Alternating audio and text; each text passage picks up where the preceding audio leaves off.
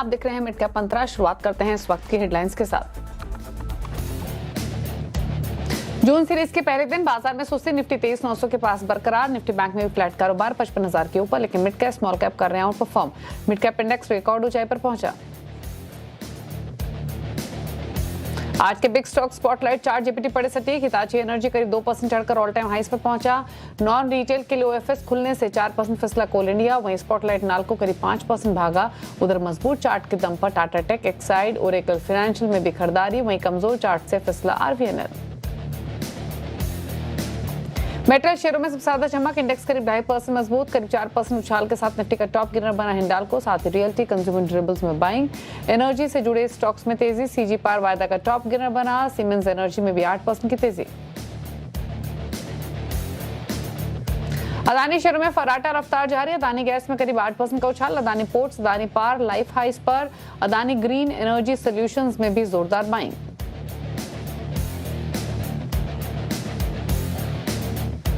OFS की खबरों के बीच एलआईसी का शेयर 3% टूटा। रिपोर्ट के मुताबिक सरकार बेच सकती है 3% हिस्सा। 10,000 करोड़ जुटाने की योजना। इधर कोल इंडिया का आज नॉन रिटेल के लिए खुला ओएफएस।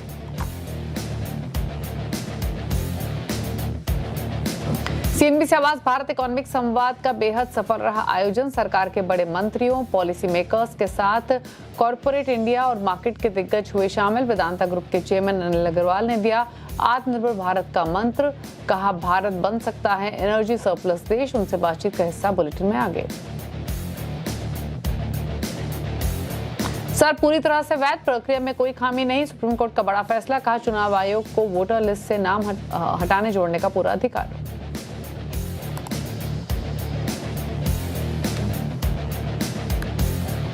आप देख रहे हैं मिड कैप मंत्रा। प्रतिफिन मार्ट के हरीश जुजारे हमारे साथ मौजूद हैं, करेंगे उनसे बातचीत। फटाफट से लेकर आते हैं, लेकिन उससे पहले मार्केट का एक्शन आपके स्क्रीन पर देखते हैं, क्या रुझान आज के कारोबार में देखने को मिल रहे हैं। शुरुआत करते हैं इंडाइसेस के साथ, लेकर आते हैं आपके स्क्रीन पर निफ्टी, बैंक निफ्टी और साथ ही मिड कैप स्मॉल कैप्स का हाल भी। मार्केट्स वॉलेटाइल हैं आज के सत्र में। इस समय वापस निफ्टी लाल निशान में आकर ट्रेड कर रहा है, तो ऊपर नीचे के दायरे देखने को मिल रहे हैं। निफ्टी में फिलहाल 23,900 के एग्जिस्टिंग लेवल्स बने हुए हैं। अब लेकर आते हैं क्विकली बैंक निफ्टी को और एक बार मिड कैप स्मॉल कैप्स का हाल और आपको दिखाते हैं। निफ्टी बैंक में सिमिलर नेचर के साथ ट्रेड होते हुए दिखाई दे रहा है। वॉलेटाइल है, 140 अंक नीचे इस समय कारोबार करते हुए। आज इनफैक्ट जो प्रेशर भी देखने को मिल रहा है वो बड़े प्राइवेट बैंक्स हैं नीचे, जो कि प्रेशर डाल रहे हैं। मिड कैप इंडेक्स ऊपरी सरों से हल्का हुआ है, हालांकि हरे निशान में है। 1/4% के आसपास की बढ़त यहाँ पर देखने को मिल रही है। स्मॉल कैप इंडेक्स फ्लैट हो चला है और इस समय दिन के लोअर लेवल्स पर कर रहा है ट्रेड। अब दिखाते हैं क्विकली आपके सामने मार्केट की ब्रेथ और साथ ही सेक्टोरल हीट मैप। 1674 स्टॉक से जो बढ़कर ट्रेड कर रहे हैं, 1385 स्टॉक से जो कि गिरकर कर रहे हैं कारोबार। तो स्लाइटली इंक्लाइंड है आज के broader market towards positive side, हालांकि रेशियो कम होते हुए दिखाई दिया है। अब लेकर आते हैं सेक्टर स्पेसिफिक एक्शन क्या देखने को मिल रहा है आज के कारोबार में। तो काफी मिक्स्ड क्यूज है। पहले दिखाते हैं वो पॉकेट जहां पर तेजी है। तो कैपिटल गुड्स और मेटल्स ये एक आउट परफॉर्मेंस दिखा रहे हैं आज, क्योंकि दोनों ही इंडेक्स में 1.5-2% की तेजी है। मेटल्स में शानदार स्ट्रेंथ आज के सेशन में देखने को मिल रही है।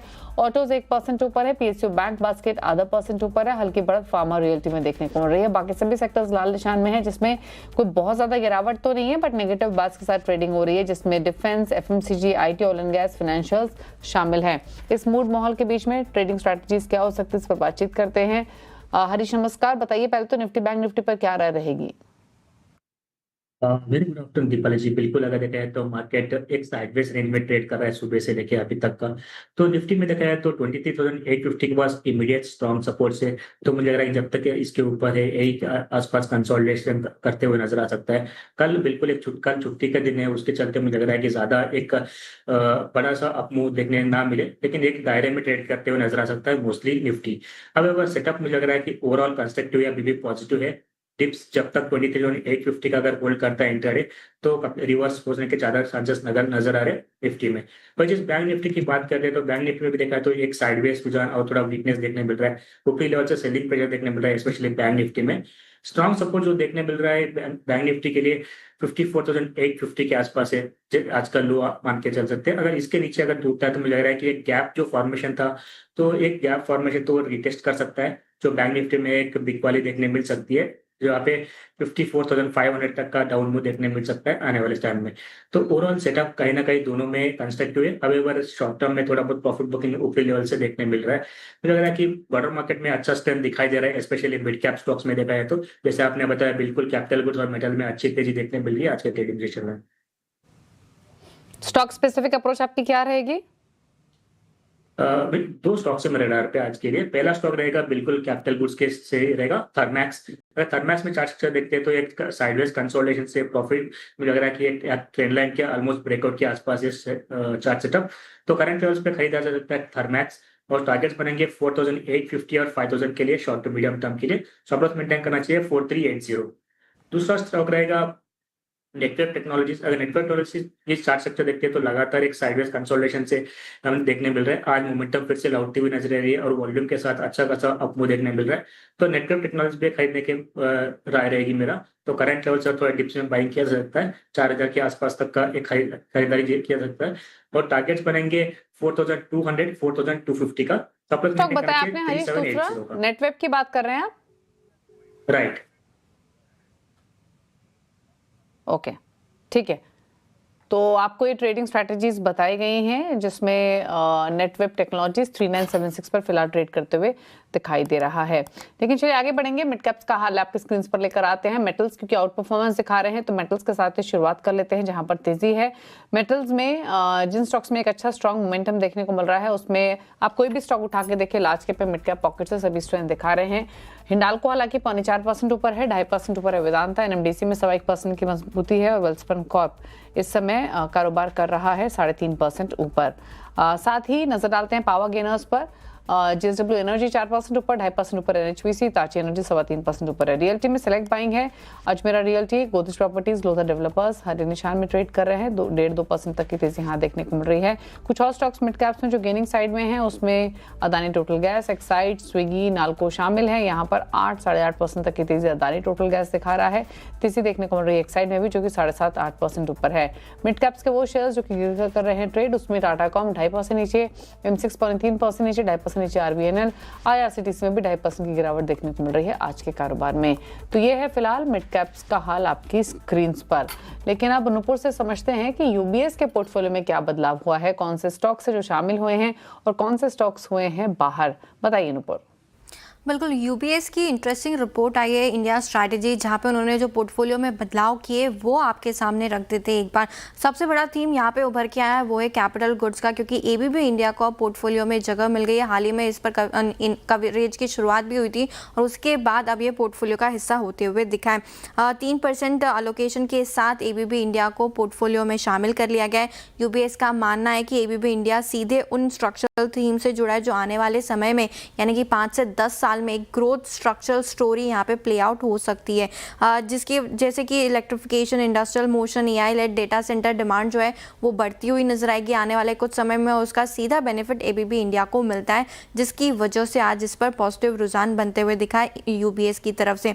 साथ साथ त्रिवेणी टर्बाइन को भी यूबीएस ने शामिल किया है, 2% पॉइंट के साथ इसे भी अपने पोर्टफोलियो में शामिल कर लिया है। लेकिन कुछ ऐसे स्टॉक्स हैं जो बाहर भी हुए हैं जहाँ पे वेटेज भी बढ़ा है और वेटेज डाउनग्रेड भी किया गया है। भारत इलेक्ट्रॉनिक्स की बात करें बीईएल, तो यहाँ पे इसे पोर्टफोलियो से बाहर कर दिया है। साथ ही साथ कॉग्निजेंट टेक्नोलॉजी, इसे भी स्टॉक, ये वाला स्टॉक भी जो है वो पोर्टफोलियो से बाहर होते हुए नजर आया।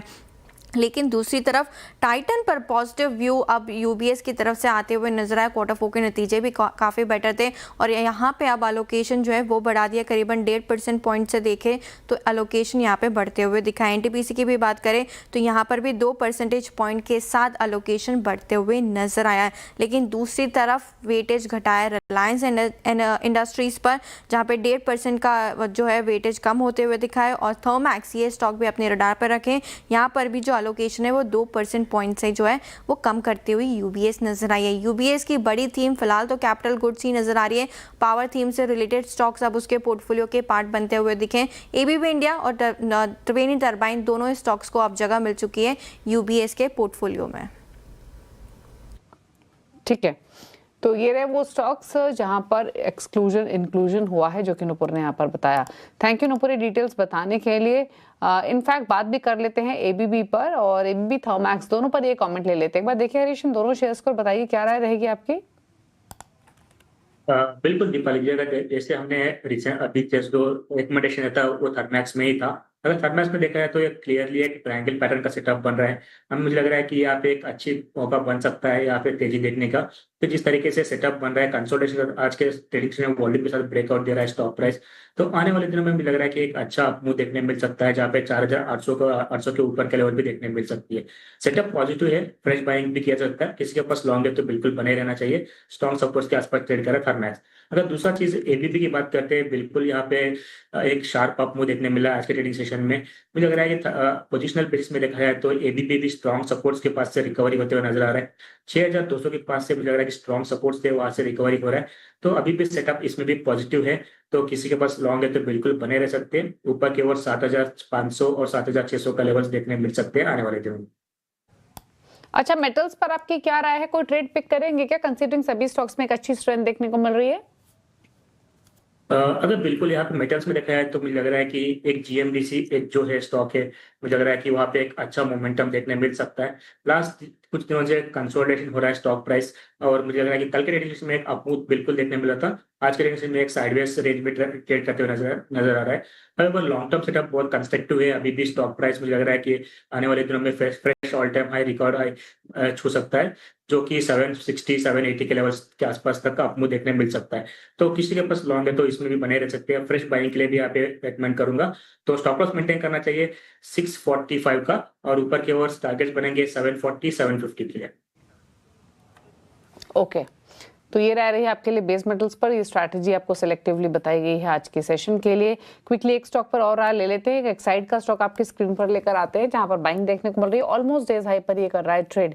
एक बार देखिए हरीश, एक्साइड के स्टॉक को बताइए यहाँ क्या व्यू रहेगा आपका?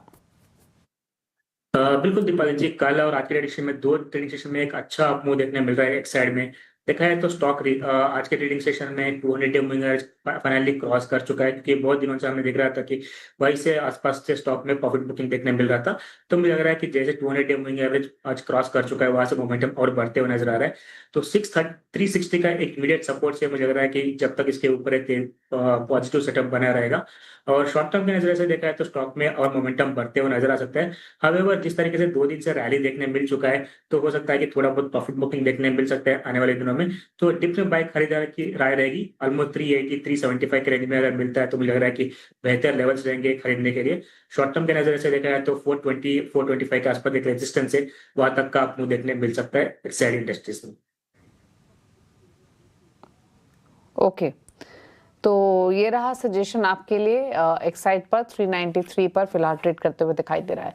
चलिए रुक रहे हैं इसी के साथ एक ब्रेक के लिए, जल्द वापस आते हैं। देख रहे हैं मिड कैप मंत्रा। और एनर्जी सेक्टर में आत्मनिर्भर बनने के लिए लोगों को एक्सप्लोरेशन पर ज्यादा जोर देना चाहिए, ये कहना है वेदांता ग्रुप के चेयरमैन अनिल अग्रवाल का। भारत इकोनॉमिक संवाद समिट में हमारे मैनेजिंग एडिटर अनुज सिंघल से खास बातचीत में उन्होंने कहा कि ऑयल एंड गैस एक्सप्लोरेशन के लिए अमेरिकी स्ट्रैटेजी अपनानी चाहिए।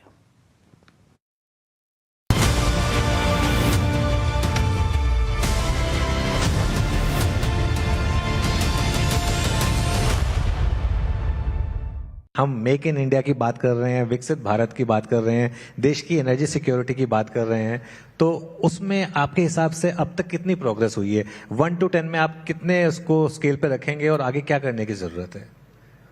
देखिए, हम लोग कंफ्यूज हो जाते हैं कि एक तो पैसा कमाना पैसा कमाना एक दोष हो जाता है।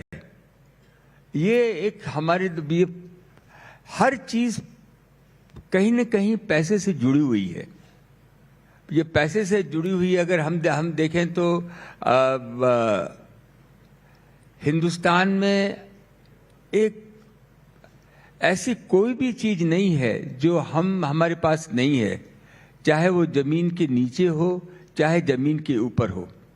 हमने जब हमारी आज़ादी हुई, हम लोगों ने एक साथ हम लोग जुड़ गए, और जो हम लोग अनाज इंपोर्ट करते थे, खाने पीने की चीज इंपोर्ट करते थे, हम सेल्फ सफिशिएंट हो गए, क्योंकि हर आदमी साथ में जुड़ा उस आंदोलन में। हम जमीन के नीचे, सारी दुनिया चाहती है कि हिंदुस्तान एक, जहां की हम एक जहाँ की मैं फ्लाइट से उतरा हूँ तो मेरा माइंड 2-3 मिनट टाइम लगेगा, जहाँ पे कि मार्केट है, हिंदुस्तान एक मार्केट है। हमारे मिडिल ईस्ट वाले का एक ही काम है कि तेल को, गैस को हम हिंदुस्तान में दें। गोल्ड काउंसिल का एक ही काम है कि हिंदुस्तान में गोल्ड प्रोड्यूस नहीं हो।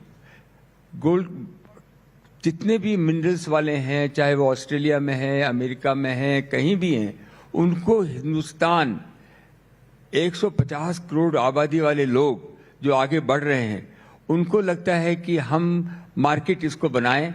और ये जितने भी गलत ढंग के जो एनजीओज हैं, लोगों में कहीं ना कहीं तकलीफें पैदा करें, हमारी ब्यूरोक्रेसी में, हमारे पब्लिक सेक्टर में कहीं ना कहीं कुछ ना कुछ हो रहा है, जिसकी वजह से जो हमारे पास है उसको हम, जैसे हमने जमीन के ऊपर किया, वो का वो आज आप विश्वास कर सकते हैं कि $100 हम कमाते हैं, वो भी डॉलर कमाते हैं, और 100 रुपया अगर कमाते हैं तो 50 रुपया डॉलर में हम फॉरेन में भेज देते हैं, वो इंपोर्ट करने के लिए।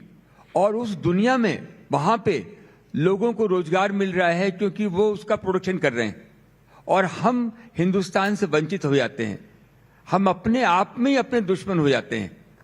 उसमें जितना भी हमारी इस सरकार ने इतना काम किया है और इतना आगे बढ़े हैं, अब ये बहुत इंपॉर्टेंट है कि एक लक्ष्य होके हम अपनी जरूरतों की जितनी भी चीजें हैं यही हम पैदा करें, और वो पैदा करने में हर संभव चीजें यहाँ पे हैं। गवर्नमेंट की पॉलिसी हो, चाहे वो अधिकारीगण हो, सिस्टम हो, पब्लिक सेक्टर हो, सबको साथ में जोड़ के हम अपना रास्ता निकालें। क्योंकि हमारे पास जैसे जमीन के ऊपर सब कुछ था, वैसे ही जमीन के नीचे हमारे पास सब कुछ है।